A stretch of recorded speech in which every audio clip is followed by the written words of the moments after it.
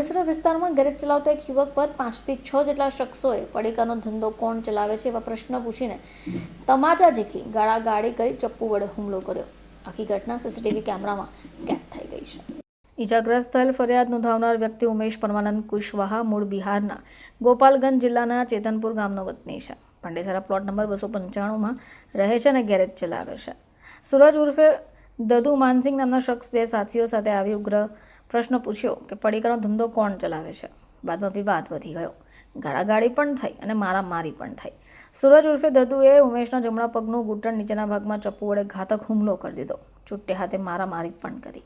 સમગ્ર હુમલો પાંડેસરા ગામ મેઇન રોડ ઉપર આવેલા પ્લોટ નંબર 625 આવિર્ભાવ સોસાયટી 1માં બહાર લગાવેલા સીસીટીવી કેમેરામાં કેદ થઈ હતી. આ ઘટનાની માહિતી મળવાની સાથે જ પાંડેસરા પોલીસ સ્ટેશનના પોલીસ સબ ઇન્સ્પેક્ટર બીડી પટેલ દ્વારા તાત્કાલિક ગુનો નોંધીને તપાસ શરૂ થઈ હતી. જોકે ફરિયાદીએ જણાવ્યું કે પડીકાનો ધંધો ચલાવતા નથી અને આરોપીઓએ શા માટે આ પ્રકારનો હુમલો કર્યો હોય તેનાથી તે અજાણ છે. ઉમેશને સારવાર માટે નજીકની હોસ્પિટલ ખસેડવામાં આવ્યો હોય. આ ઘટના બાદ પાંડેસરા વિસ્તારના વેપારીઓ અને રહેવાસીઓમાં ભયનો માહોલ પણ છે. दुकान पे ही खड़ा था चुपचाप. कुछ देर में उधर से कुछ लिखे आए और पूछा उन्होंने कि इधर पुड़िया का धंधा कौन करता है, ऐसा करके बोला. और मैंने बोला कि कोई नहीं करता इधर, पता नहीं हमको. उसने मारना चालू कर दिए और बाद में मारने के बाद से घाव निकाल करके चाकू निकाल करके पैरों में मार दिया और काफ़ी मुक्का मार भी मारा है. कब हुआ है? 5:30 के आसपास. ब्यूरो रिपोर्ट, चैनल आई विटनेस.